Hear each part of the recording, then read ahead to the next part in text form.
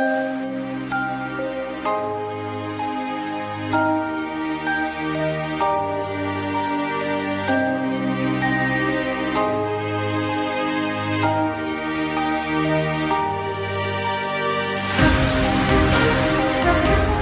शुरू करते हैं आज की कक्षा। अब तक हमने मौर्य प्रशासन के बारे में पढ़ा। मौर्य साम्राज्य की स्थापना चंद्रगुप्त मौर्य ने की थी।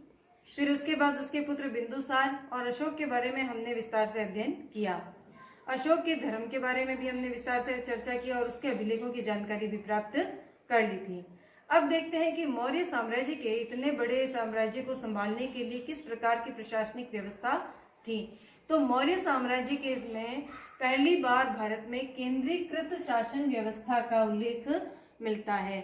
हमें इसकी प्रशासनिक व्यवस्था की जानकारी कौटिल्य के अर्थशास्त्र से प्राप्त होती है, जिसमें कि कौटिल्य ने यह बताया कि मौर्य प्रशासन एकीकृत था।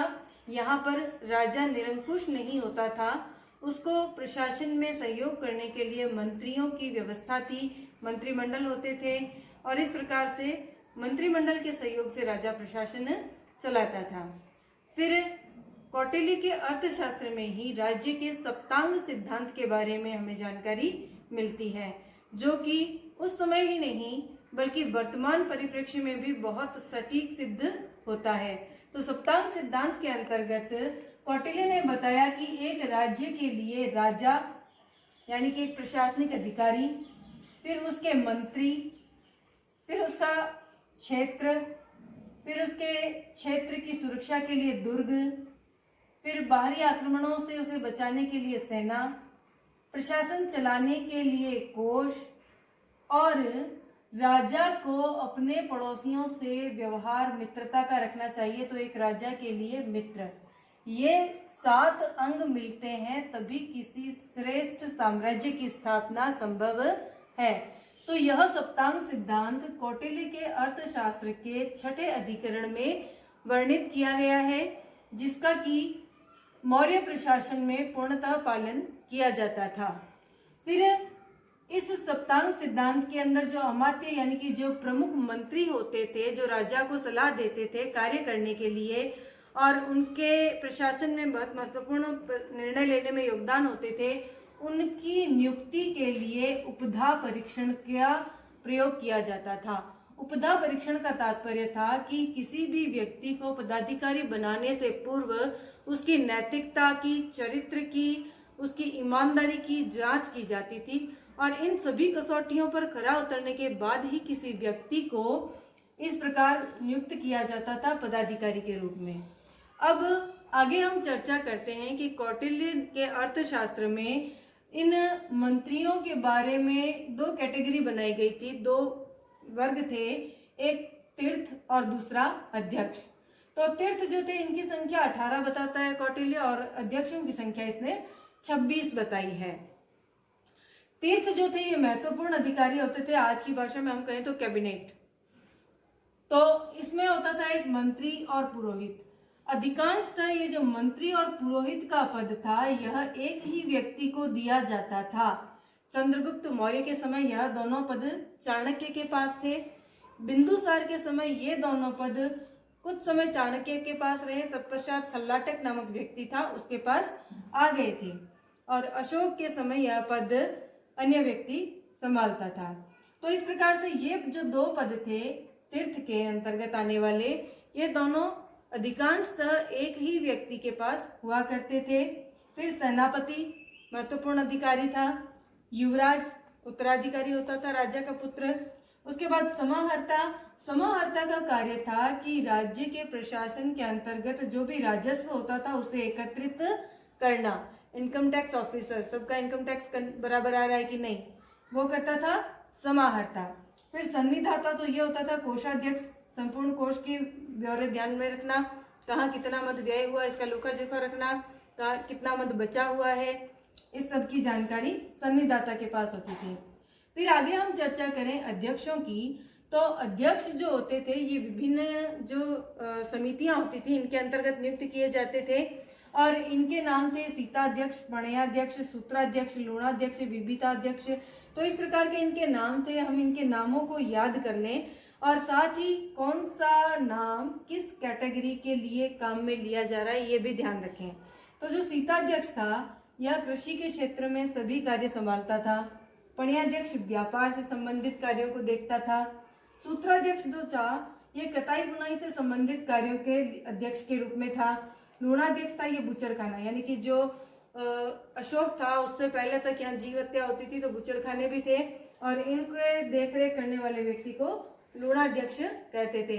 अशोक ने बाद में अहिंसा का पालन किया और उसने इसको बंद करवा दिया था। विविधाध्यक्ष जो था ये चारागाहों का अध्यक्ष था। इसके बाद हम चर्चा करें तो इन सभी अधिकारियों के नीचे कुछ और अधिकारी भी नियुक्त किए जाते थे जो कि युक्त और उपयुक्त के नाम से जाने जाते थे। ये इनके कार्य को सहयोग प्रदान करने के लिए होते थे जिनकी नियुक्ति इनके क्षेत्र के अध्यक्षों के द्वारा ही की जाती थी। इनकी जो सैलरी होती थी ये 48,000 पण वार्षिक हुआ करती थी। पण जो था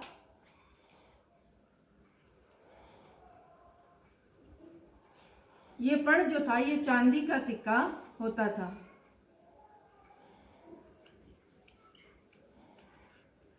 पण चांदी के सिक्के को कहते थे और 48,000 पण इनकी सैलरी लगभग वार्षिक होती थी।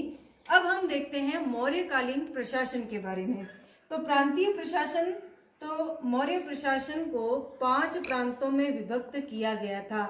हमने जब स्टार्टिंग में इसको पढ़ा था तब आप जानते हैं कि उत्तर भारत का संपूर्ण क्षेत्र मौर्य प्रशासन के अंतर्गत आता था। इसके बाद में आपने देखा कि चंद्रगुप्त मौर्य जो था ये दक्षिण में श्रावस्ती नामक स्थान पर जाता है, यानी कि कर्नाटक तक। तो भारत का जो वर्तमान मैप है वो, उसके अलावा पाकिस्तान, उसके अलावा अफगानिस्तान का कुछ क्षेत्र और इसके आसपास के काफी सारे इलाके को इन्होंने अपने साम्राज्य में कवर कर रखा था। तो इनके क्षेत्रों, इनके प्रशासनिक जो क्षेत्र था इसको 5 प्रांतों में विभक्त किया गया था।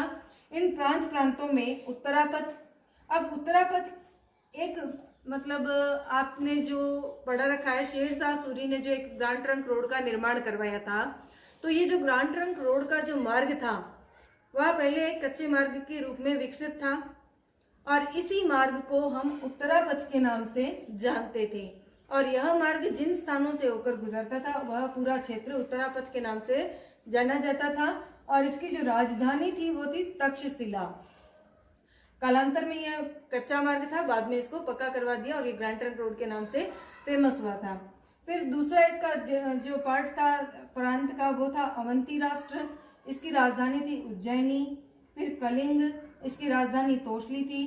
दक्षिणापथ है तो यह स्वर्णगिरी का इसकी राजधानी थी और मध्य देश की राजधानी पाटलिपुत्र थी। तो इस प्रकार से ये 5 इसके प्रांत थे और इनकी राजधानियां थी। इसके अलावा भी इनके प्रांतों को जिलों में, जिलों को स्थानिक में और द्रोणमुख में, फिर खरवाटक में इस प्रकार से विभक्त किया हुआ था। सबसे छोटी इकाई जो थी प्रशासन की वह थी ग्राम और उसका मुखिया गोप कहलाता था। अब हम देखते हैं इसके नगर प्रशासन के बारे में। जिला प्रशासन के बाद अब हम देखते हैं नगर प्रशासन। तो नगर प्रशासन में नगरों के अंदर 6 समितियां बनी हुई थी जो कि यहाँ के शासन को सुचारू रूप से चलाने का काम करती थी और इन 6 समितियों में 30 सदस्य होते थे, अर्थात कि एक समिति के अंदर 5 मेंबर होते थे। और ये 6 समितियां क्या थी? पहली समिति थी उद्योग और शिल्पों का निरीक्षण रखती थी, यानी कौन कौन से उद्योग राज्य में हैं, शिल्प के कौन कौन से काम चल रहे हैं, उनके अंदर कितने व्यक्ति काम कर रहे हैं, उनकी सैलरी क्या है, उनके उत्पादन कितना है, उनका एक्सपोर्ट इंपोर्ट कितना है, ये सारा काम जो उद्योगों से संबंधित था उसकी निगरानी रखने का काम हमारी पहली समिति करती थी। तो दूसरी समिति होती थी वो थी विदेशियों का ब्यौरा रखना। आप सभी जानते हैं कि भारत में हमेशा से ही विदेशी व्यक्ति अध्ययन के लिए आते रहे हैं, विदेशी व्यक्ति पर्यटन के उद्देश्य से आते रहे हैं, व्यापार के उद्देश्य से आते रहे हैं। तो इस प्रकार के जो विदेशी व्यक्ति भारत में आया करते थे उनका सभी का ब्यौरा रखना, उनकी सभी की जानकारी, वे कहाँ पर है, किस व्यवसाय में लगे हैं, कितने समय के लिए आए हैं, कब वापस जा रहे हैं, इस सभी का काम देखा रेखा वित्तीय समिति करती थी। जैसे आजकल हमारे यहाँ पासपोर्ट होते हैं, उस समय भी इनका लिखित में ब्यौरा रखा जाता था। तीसरी समिति जो थी ये हमारे जन्म मरण का लेखा जोखा रखती थी। तो देखिए आज हम जो जनगणना की बात करते हैं उसका मैनेजमेंट मौर्य काल में भी होता था। मौर्य काल में भी व्यक्तियों की जनसंख्या के बारे में ध्यान रखा जाता था, कितने व्यक्ति इस साम्राज्य के अंदर रहते हैं, कितनों का जन्म हुआ, कितनों की मृत्यु हुई, इसका ब्यौरा ये तीसरी समिति रखती थी। फिर आती है चौथी समिति। तो ये चौथी समिति व्यापार वाणिज्य को देखती थी, जो स्थानीय व्यापार होता था उसको। इसके अलावा पांचवी समिति जी जो थी ये निर्मित वस्तुओं के विक्रय का निरीक्षण करती थी, यानी कि विदेशों के अंदर जो भी विक्रय किया जा रहा है उसका निरीक्षण पांचवी समिति रखती थी। और छठी समिति जो थी ये टैक्स वसूलने का काम करती थी, जो भी व्यापार हो रहा था उसके ऊपर बिक्री कर यानी कि टैक्स, ये जो था ये छठी समिति का अधिकार क्षेत्र था। तो इस प्रकार से नगरीय शासन को सही ढंग से चलाने में ये सारी 6 समितियां काम करती थी। इन 6 समितियों में 5-5 सदस्य होते थे। इस प्रकार से कुल 60 सदस्यों का मंडल होता था जो कि नगर शासन की देखरेख करता था। अब हम आते हैं हमारे मौर्य प्रशासन की सैन्य व्यवस्था पर। तो हमने प्रारंभ में पढ़ा कि चंद्रगुप्त मौर्य ने दिग्विजय अभियान चलाया था। दिग्विजय की है निश्चित रूप से एक विशाल सेना का अधिकारी रहा ये साम्राज्य। तो इस प्रकार से हम देखते हैं कि जो सैन्य व्यवस्था थी ये 5 भागों में विभक्त थी। इसके अंतर्गत पैदल, अश्व, हाथी, रथ और नौसेना, ये 5 भाग थे।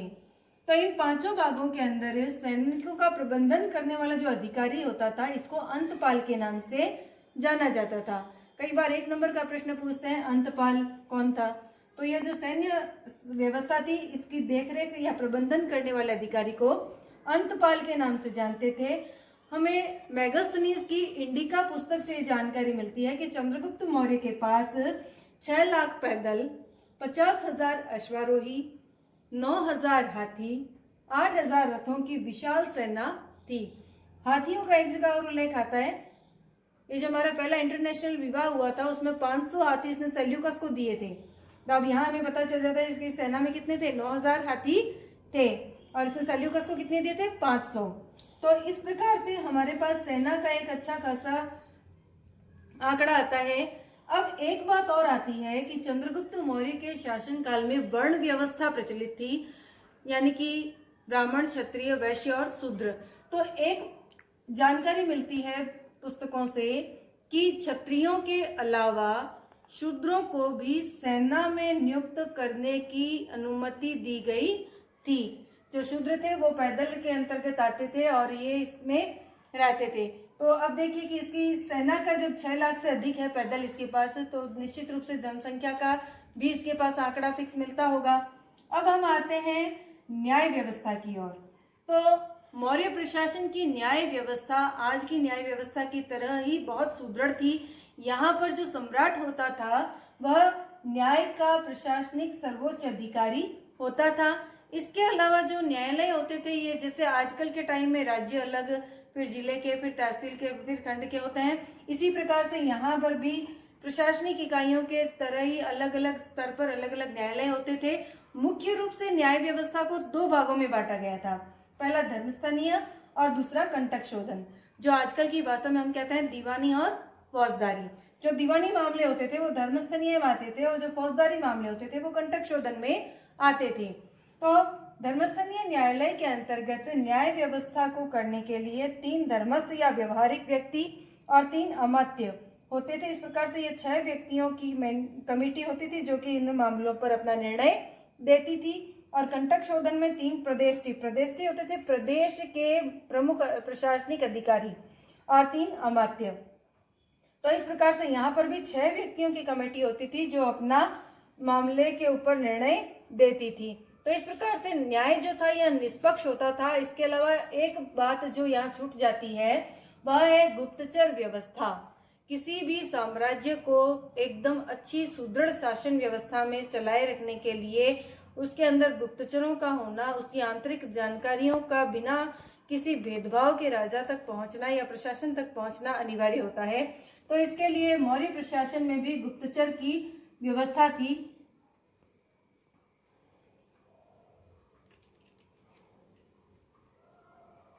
गुप्तचर होते थे, इन्हें गूढ़ पुरुष भी कहते थे। अब गुप्तचरों में क्या था कि गुप्तचर दो होते थे, एक तो एक ही स्थान पर रहकर अपनी खोजबीन करने वाले, और एक होते थे विभिन्न स्थानों पर लगातार भ्रमण करते रहते थे और इस प्रकार से वे अपनी जानकारियां प्रशासन तक पहुंचाते थे। गुप्तचरों में महिला गुप्तचरों का भी यहाँ पर उल्लेख मिलता है, यानी कि महिलाओं को भी गुप्तचरों के तौर पर काम करने का यहाँ पर अधिकार था और महिला गुप्तचर भी मौर्य प्रशासन के अंतर्गत थी। इसके अलावा यहाँ देखा जाए तो महिलाओं की स्थिति मौर्य काल में अच्छी थी, गुप्तचर के पोस्ट पर भी थी तो निश्चित रूप से अच्छी अवस्था थी इनकी, और इनको पुनर्विवाह करने का अधिकार था और नियोग प्रथा भी प्रचलित थी। इस प्रकार से हम देखते हैं कि मौर्य प्रशासन एक बहुत ही सुदृढ़ और श्रेष्ठ प्रशासनिक व्यवस्था थी, जो कि हमारी आज की ही व्यवस्थाओं की तरह आधुनिकतम नियमों और कानूनों के अनुसार कार्य कर रही थी। तो अब हम नेक्स्ट क्लास में अगला कोई नया टॉपिक पढ़ेंगे।